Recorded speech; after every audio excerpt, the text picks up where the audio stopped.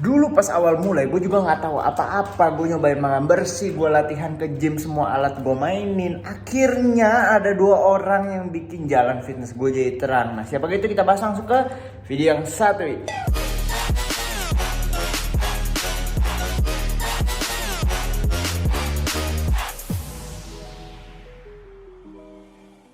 Oke, hello what's up guys, balik lagi sama gue Steven Budiono di channel Budi Builder. Jadi sekarang di kesempatan yang kali ini gue mau cerita-cerita, mau sharing dari mana sih sebenarnya gue belajar fitness, dari mana sih jalan gue diterangkan. Jadi tadinya jalan gue gelap, gue belum pegang senter, gue baru masuk ke dalam goa berjudul fitness ya, bangun otot six pack, tapi gue nggak tahu gue tuh ini jalan gue kemana nih, senter gue kayak kurang terang gitu loh.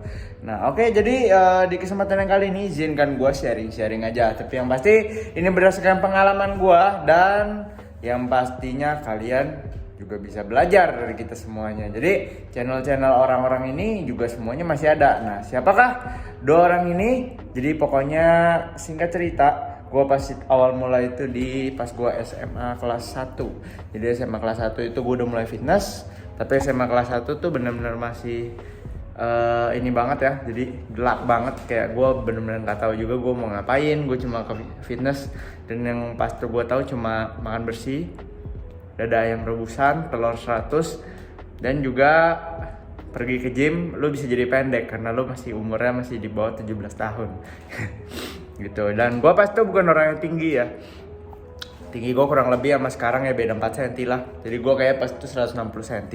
Terus ya udah, akhirnya gue nanya-nanya orang kiri kanan, nanya-nanya ke teman gue yang padahal sama-sama pemula gitu.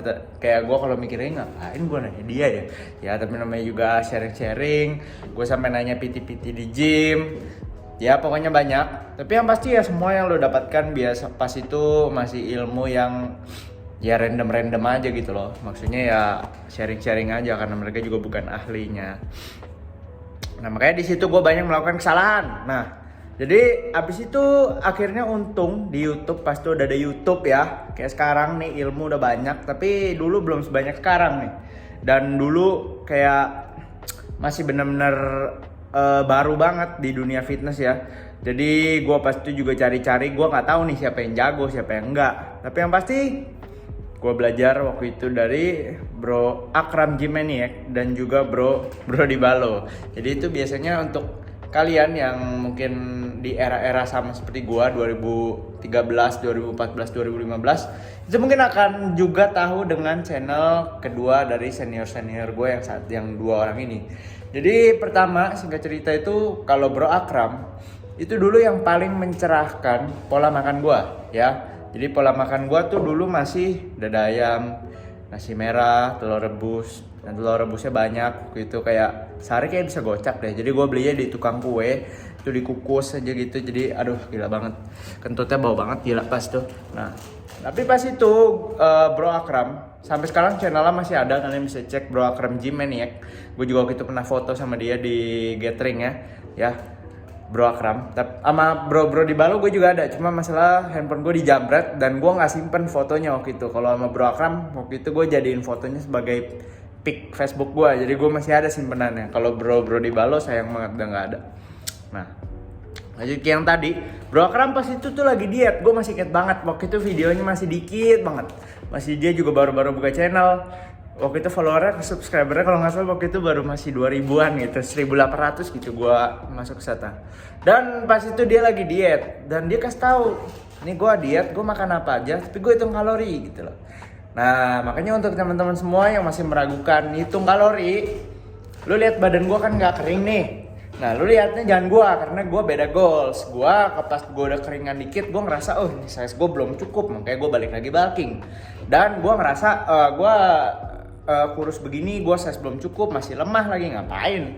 Makanya gue balik terus ke bulking. Itu alasan gue nggak pernah kering amat. Nah makanya lu kalau nanya lu ilmu gitu nggak kering lu lihatnya dari yang ngajarin gue aja di channelnya Bro Akram. Jadi Bro Akram itu waktu itu pernah ikut kontes binaraga dengan cara diet yang sama. Terus juga dia pernah diet tapi nggak ikut kontes, itu juga pernah. Dan waktu itu dia benar-benar videoin progres dia minggu per minggu ya. Jadi bener-bener setiap minggu dia udah kasih update, dia berat badannya udah turun segini, kalorinya segini, itu dia udah kasih update. Dan gue juga akan buat seperti itu di channel gue, karena gue sekarang lagi cutting, jadi tunggu aja serinya. Mungkin gue akan upload besok untuk yang ini.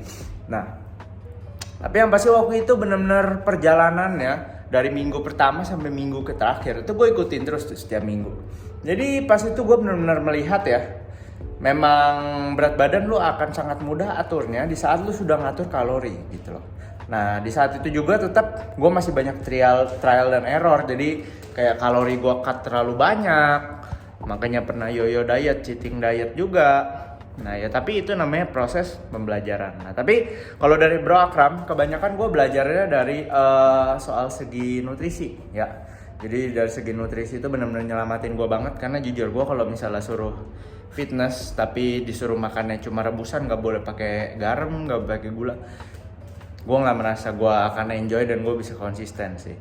Nah untuk kalian yang masih mau seperti itu silahkan, tapi gue kasih tau aja nggak perlu kalian lakukan seperti itu gitu loh. Itu udah ilmu yang jadul banget yang sampai sekarang udah dibongkar, yang lu kalau lihat di luar-luar ya lu bisa makan apa aja gitu loh. Dan lu kalau mau lihat yang orang dalam negeri ya lu juga bisa lihat Bro Akram, Bro Di Balo dengan bisa makan semuanya tapi badannya masih tetap bagus aja.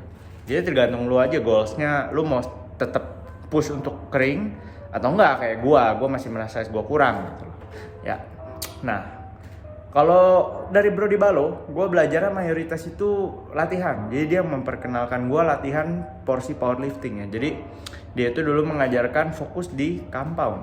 Nah, di situ dia tuh waktu itu benar-benar ngenalin gua ke program 5x5. Yang by the way, gua juga ajarin ke lu orang ya. Karena memang itu program basic banget. Jadi buat kalian yang nggak tahu mau ngapain, bingung latihannya mau berapa reps berapa set, itu programnya udah akan membawa lu ke tingkat paling nggak tuh tingkat menengah awal gitu. Dan menengah awal itu udah kayak istilahnya lu bisa ambil semua newbie gains lu yang ada, dan dari situ udah tinggal lu berjalan terus aja nanjak ke atas, jangan cutting terus gitu loh. Nah Bro Di Balo yang waktu itu mengajarkan gue soal programming latihan. Jadi waktu itu selain dari 5x5 dia juga ada kasih porsi, oh hypertrophy nih kayak gini, bagi-baginya. Lo sampai sekarang juga masih bisa cek di websitenya ya. Jadi ada websitenya harusnya masih aktif ya, gue agak lupa. Dan dia juga ada channel YouTube, jadi bisa langsung dicek aja. Sayang banget foto gue udah hilang gitu. Padahal gue benar senang banget tuh gue ada kesempatan untuk foto dengan dua senior gue yang ini. Nah, jadi makanya di saat itu pun gue akhirnya tahu juga, oh latihan lu ternyata lu nggak perlu mainin semua alat yang ada di gym gitu. Dulu gue datang ke gym, gue hampir semua alat gue mainin. Jadi kayak kalau gue hari dada nih, chest day, itu gue main pakai barbell pastinya, bench press, incline, flat, decline. Terus habis itu gue masih main Smith machine lagi yang sama. Padahal sama-sama gerakannya sama, barnya sama, lurus, arah gerakannya sama gitu loh. Jadi kayak itu sesuatu yang gue pelajari juga di tengah jalan. Gue udah pelajari, oh gue kebanyakan, badan gue malah gak recover, otot gue malah gak bisa tumbuh maksimal. Nah kayak gitu. Nah gue belajarnya tuh pas itu dari kedua orang ini. Jadi dengan berbagai cara diet, yang intermittent fasting, gue udah coba juga. Kalau intermittent fasting gue dari Deddy Corbuzier. Nah tapi dari intermittent fasting setelah gue pelajar kalori, ternyata pas gue praktekin intermittent fasting lagi sama aja. Maksudnya kalau gue intermittent fasting nih, puasa nih mau 24 jam kayak, kalau gue makannya di atas batas kalori gue, ya gue tetap aja nggak akan turun BB-nya, gue pasti akan nambah lemak juga gitu loh. Nah makanya itu dua orang yang gue benar-benar sangat berterima kasih banget gue bisa jadi ke sekarang ini, dan gue sekarang malah jadi influencer juga. Gue pasti benar-benar nggak ngira gue akan jadi influencer ya. Jadi pas itu gue masih SMA kelas 3, udah mau menjelang kuliah tuh pas itu gue ketemu mereka berdua. Tapi yang pasti begitulah. Jadi gue belajar pas itu di awal dari mereka berdua, dan akhirnya makin ke belakang gue mulai memperluas pengetahuan gue. Bro Di Balo ada sebut beberapa orang yang penting-penting yang maksudnya di dunia fitness itu punya nama, researcher gitu-gitu. Nah gue mulai belajar dari dia, dari researcher itu, dan akhirnya gue sekarang udah benar-benar nyemplung ke dunia fitness makin dalam. Gue belajar dari lebih banyak orang lagi, karena ya dunia fitness luas sama seperti dunia-dunia lainnya, ekonomi dan lain-lain. Semua punya ahlinya masing-masing dan semua punya pendapatnya masing-masing.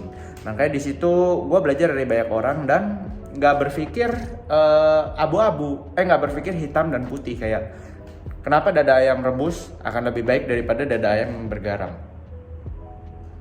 udah nggak berpikir seperti itu gitu loh. Gue berpikir dada ayam rebus nih, kalau misalnya udah mau deket kontes 2 minggu, kita bisa cut garamnya soalnya kita mungkin mau loading water nanti.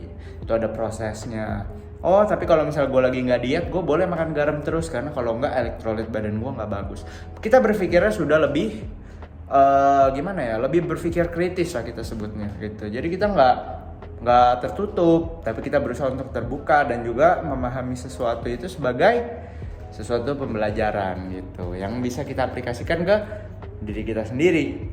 Yang masalah-masalah di Indo itu yang gue sering temukan adalah ketemu ilmu baru, tapi kalau misalnya senior yang udah lama nggak setuju, langsung nggak mau, langsung bilang nggak bisa, orang senior ini badannya paling jadi, lu badannya masih begitu aja, belum bisa ngalahin dia aja, masih udah ini sok ngajarin. Itu menurut gue adalah sifat yang tertutup. Karena gini loh, di atas langit akan selalu ada langit. Lu mungkin akan lihat orang yang ini badannya jadi bagus karena dia rowingnya nggak pakai mesin, rowingnya cuma pakai free weight tuh yang barbell row. Tapi lu juga akan ketemu orang yang backnya sama-sama bagus dari dia, kalau nggak malah lebih gede. Tapi mainnya nggak pernah pakai barbell row, mainnya cuma pakai mesin gitu loh. Jadi lu kayak belajar jangan hanya dari satu orang, lo akan menemukan berbagai macam orang. Apalagi di dunia bodybuilding yang genetiknya itu berperan sangat besar gitu. Oke, jadi sampai sini ya videonya supaya teman-teman semua bisa belajar. Semoga teman-teman semua bisa sama-sama berpikir terbuka. Karena ingat, kita di dunia fitness itu nggak ada yang paling benar. Kita hanya mencari cara. Ya sama-sama lo orang lagi di dalam goa kayak gua nih. Lagi cari jalan, gimana nih jalan keluar ke gains yang terbaik, Kita lagi sama-sama cari jalan. Ya udah, kita saling menerangkan aja supaya kita bisa sampai ke tujuan kita yang pastinya terbaik. Oke, sampai sini videonya. Supaya kalau misalnya kalian suka, jangan lupa di like, di share, dan juga di subscribe. I'll see you guys. Oh iya, kalau misalnya mau online coaching, jangan lupa di kontak spesifik di link di bawah, dan juga jangan lupa di follow Insta gua, TikTok gua, dan lain-lain. Dan I'll see you guys on next video. Bye bye.